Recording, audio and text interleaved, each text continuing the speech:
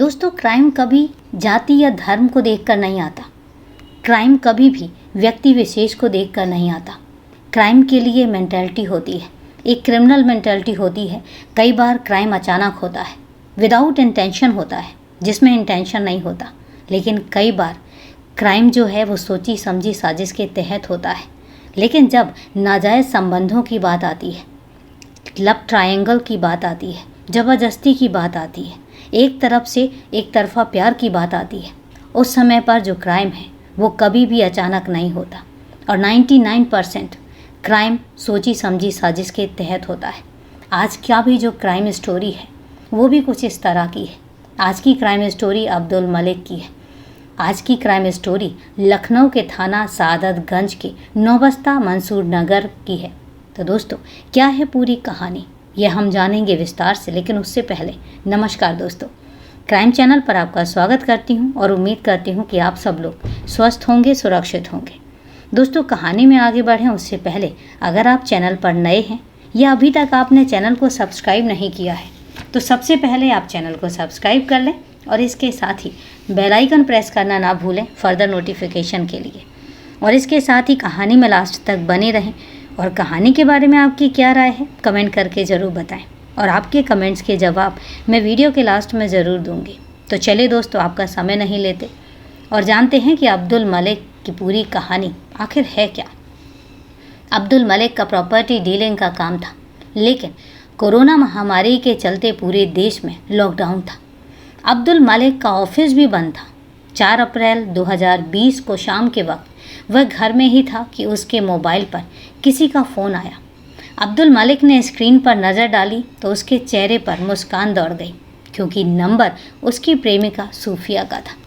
घर वालों के सामने वह प्रेमिका से खुलकर बात नहीं कर सकता था, लिहाजा कमरे से बाहर निकलकर अब्दुल मलिक लखनऊ के थाना सादतगंज के नौबस्ता मंसूर नगर में रहता था। उसकी प्रेमिका सूफिया का घर उसके घर से करीब 100 मीटर दूर था। बाहर जाकर वह सूफिया से धीरे धीरे बात करने लगा। सूफिया ने उसे बताया कि उसके अब्बू और भाई ने उसकी पिटाई की है और वह उससे कुछ बात करना चाहते हैं। उन्होंने तुम्हें अभी घर पर बुलाया है, थोड़ी देर के लिए घर आ जाओ। सूफिया की बात सुनकर अब्दुल परेशान हो गया। उसने उसी समय फ़ोन करके अपने दोस्त अब्दुल वसी को बुलाया और मोटरसाइकिल पर दोस्त को लेकर सूफिया के घर पहुंच गया। सूफिया के घर उसके परिवार के लोगों के अलावा उसके ताऊ सुलेमान भी अपने दोनों बेटों रानू और तानू के साथ मौजूद थे। अब्दुल मलिक और अब्दुल वसी जब वहां पहुंचे तो घर में शांति थी। वहां मौजूद सब लोग उन दोनों को इस तरह देखने लगे कि जैसे उनके ही आने का इंतज़ार कर रहे हों। सूफिया भी अपने कमरे से बाहर निकल कर आ गई। सूफिया के बाहर आते ही उसका भाई दानिश भड़क उठा। वह तेज़ आवाज़ में बोला, अभी तुझे इतना समझाया था, तेरी समझ में कुछ नहीं आया जो यार की आवाज़ सुनते ही बाहर आ गई। लगता है तू ऐसे नहीं मानेगी। अब देखता हूँ कि तुझे बचाने के लिए कौन आता है। इतना कहकर वह सूफिया पर टूट पड़ा और कमरे में रखे डंडे से उसकी पिटाई करने लगा। घर वालों ने कुछ देर पहले ही उसकी काफ़ी पिटाई की थी, जिससे उसका बदन दुख रहा था। फिर से पिटाई होने पर वह बुरी तरीके से कराहने लगी। उसका दुख और कराहट अब्दुल मलिक को देखी नहीं गई, लिहाजा वह प्रेमिका को बचाने के लिए आगे आया। और जैसे ही वो सूफिया को बचाने के लिए आगे बढ़ा, तभी दानिश बहन को छोड़कर अब्दुल मलिक पर टूट पड़ा। सूफिया ने मलिक को बचाने का प्रयास किया तो उसके पिता उस्मान और ताऊ सुलेमान आ गए। उन दोनों ने सूफिया को धक्का देकर अलग गिरा दिया और फिर वे दोनों भी मलिक पर टूट पड़े। अपने दोस्त को बचाने के लिए वसी आगे आया तो सुलेमान के दोनों बेटे रानू और तानू ने अब्दुल वसी को दबोच लिया और उसकी पिटाई करने लगे। वे सब अब्दुल मलिक और वसी पर अपनी भड़ास उतार रहे थे। सूफिया लहूलुहान हो चुकी थी, इतने पर भी वह किसी तरह अपने प्रेमी को बचाने की कोशिश करती रही, पर उसकी कोशिश नाकामयाब रही। इसी दौरान अब्दुल वसी किसी तरह उनके चंगुल से छूटकर वहां से निकल भागा और वहां से भागकर वह सीधे थाना सादतगंज पहुंचा, क्योंकि नौबस्ता मंसूर नगर इसी थाने के अंतर्गत आता है। लॉकडाउन वैसे ही पुलिस का सिरदर्द बना हुआ था। जिस समय अब्दुल वसी सादतगंज थाने पहुंचा उस समय एडिशनल डीसीपी विकास चंद्र त्रिपाठी एसीपी अनिल कुमार यादव के साथ सर्किल के पुलिस कर्मियों के साथ मीटिंग कर रहे थे। अब्दुल वसी ने यह जानकारी एडिशनल डीसीपी विकास चंद्र त्रिपाठी को दी कि वह खुद भी घायल था। एडिशनल डीसीपी ने मामले को गंभीरता से लेते हुए थाना प्रभारी को तुरंत मौके वारदात पर रवाना कर दिया। इसके बाद वसी ने फ़ोन करके यह सूचना अपने दोस्त अब्दुल मलिक के पिता अब्दुल करीम को दे दी। उस्मान और उसके घर के लोगों द्वारा अपने बेटे की पिटाई करने की खबर सुनकर करीम भौंचक्के रह गए और वह भी परिवार के लोगों के साथ गुस्से में उस्मान के घर की तरफ दौड़े। उसके घर वाले जब उस्मान के घर पहुंचे तो वह पहले ही वहां पर पुलिस मौजूद थी, लेकिन वहां का माहौल बड़ा गमगीन था। घर में अब्दुल मलिक और उसकी प्रेमिका सूफिया की लाशें पड़ी थी और दोनों ही लाशें खून से लथपथ थी। खून लगे डंडों के अलावा वहां पर खून से सनी हुई ईंटें भी पड़ी थी। लग रहा था कि दोनों की हत्या डंडों से पीट पीट कर की गई थी। जवान बेटे की लाश देखकर अब्दुल करीम का कलेजा गले में आ गया। वह बिलख बिलख कर रोने लगे। पुलिस ने उस्मान से उन दोनों हत्याओं के बारे में पूछताछ की तो उसने बड़ी सहजता से स्वीकार कर लिया कि उसने ही अपनी बेटी सूफिया और अब्दुल मलिक की हत्या की है। पुलिस ने उस्मान को उसी समय हिरासत में ले लिया और इसके बाद थाना प्रभारी ने अपने वरिष्ठ अधिकारियों को उस दोहरे हत्याकांड की जानकारी दे दी। सूचना पाकर एडिशनल डीसीपी विकास चंद्र त्रिपाठी और एसीपी अनिल कुमार यादव कुछ ही देर में मौके पर पहुंच गए। उन्होंने भी मौका मुआयना करने के बाद आरोपी उस्मान से पूछताछ की और पुलिस ने मौके से सारे सबूत अपने कब्जे में ले लिए। अब्दुल मलिक की हत्या की सूचना मिलते ही उसके घर में जैसे कोहराम मच गया। उसकी पत्नी को रोते रोते बार बार बेहोश हो रही थी। महिलाएं किसी तरीके से उसे संभालने में लगी हुई थी। इस दोहरे हत्याकांड की खबर सुनकर मोहल्ले के कई लोग उस्मान के घर के सामने जमा होने लगे, लेकिन लॉकडाउन की वजह से उन्हें एक साथ एकत्रित नहीं होने दिया गया। अधिकांश को पुलिस ने उनके घर भेज दिया। मृतकों के परिवार के जो नज़दीकी लोग वहां बचे थे उन्हें सोशल डिस्टेंस की बात कहकर एक दूसरे से 1 मीटर दूर खड़े रहने के निर्देश दिए। जरूरी कार्यवाही करने के बाद पुलिस ने अब्दुल मलिक और सूफिया के शव पोस्टमार्टम के लिए भेज दिए। उस्मान ने अपनी बेटी और उसके प्रेमी मलिक की हत्या खुद अकेले ही करने की बात कही थी, लेकिन यह बात पुलिस के गले उतर नहीं रही थी कि अकेला आदमी 2 जनों की हत्या और वह भी डंडे से पीट पीट कर कैसे कर सकता है। इसलिए पुलिस ने उस्मान से सख्ती से पूछताछ की तो उसने सच्चाई उगल दी। उस्मान ने बताया कि दोनों की हत्या में उसके साथ उसका बेटा दानिश भी था।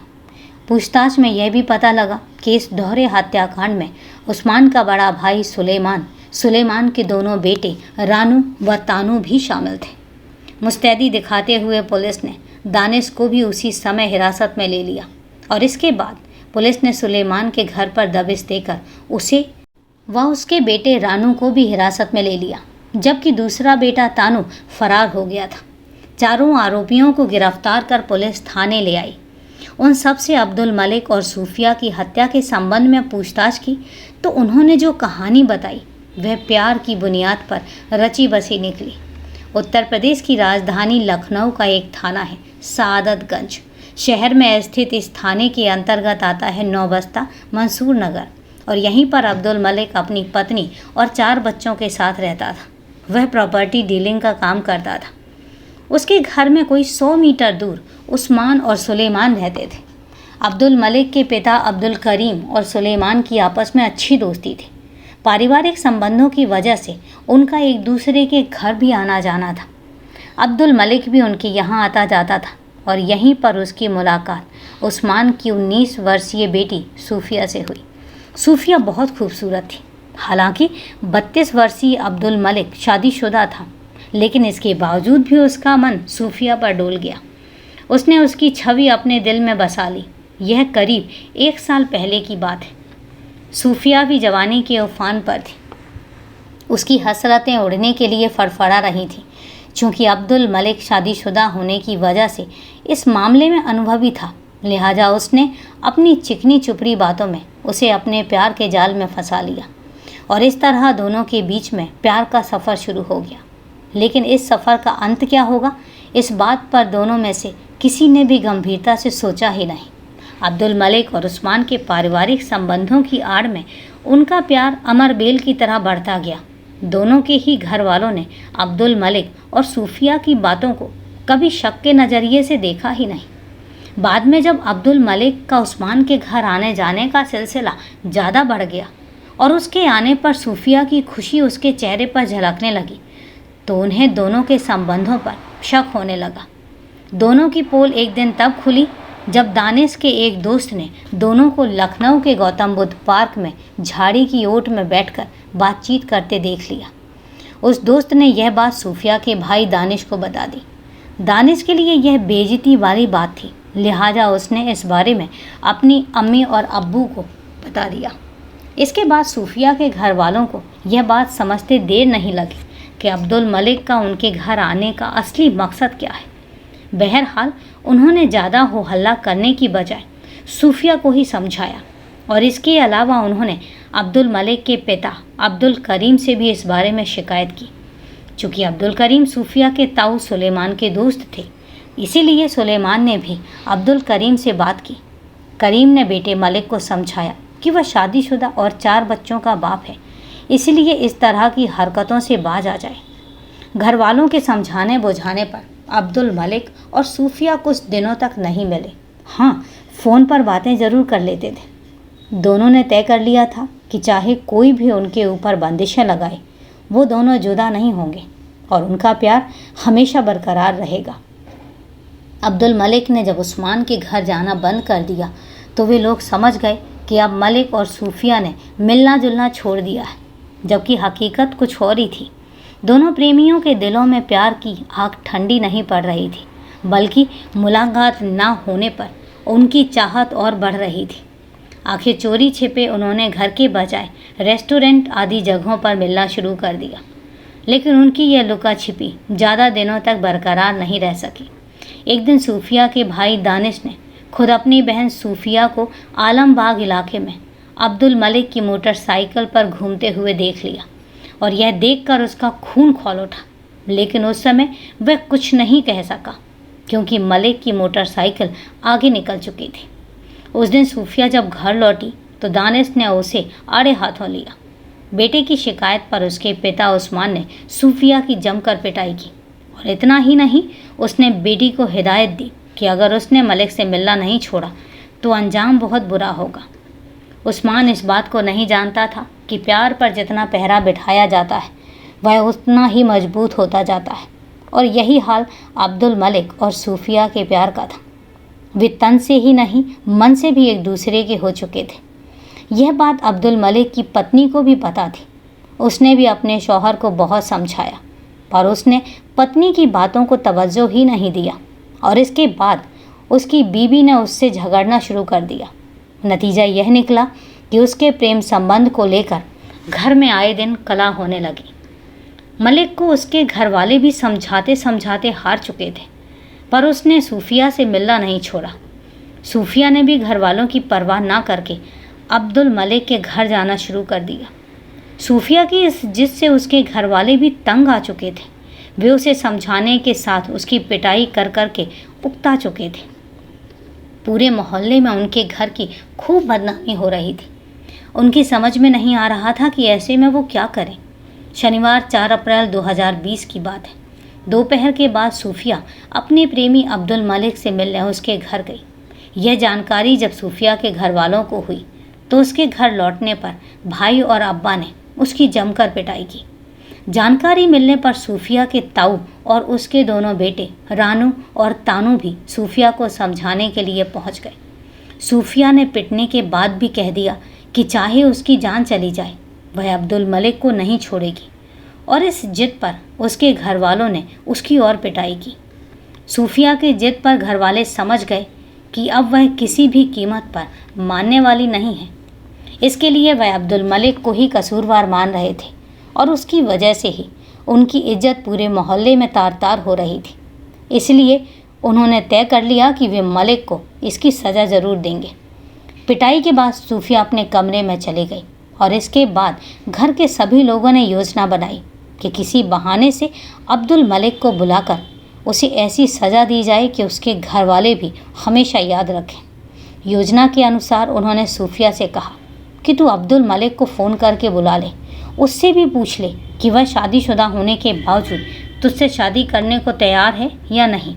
अपने घर वालों की यह बात सुनकर सूफिया थोड़ा खुश तो हुई कि शायद घर वाले उसकी शादी मलिक से कराने के लिए राजी हो गए हैं।